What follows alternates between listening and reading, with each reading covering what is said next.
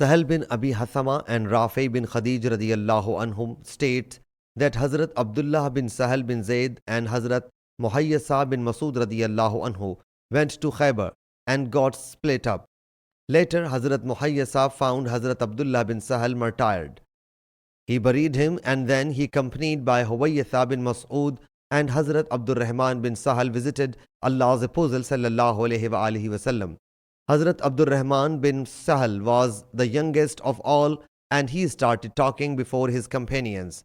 Allah's Apostle sallallahu alaihi wasallam said, "Let the oldest of you speak first."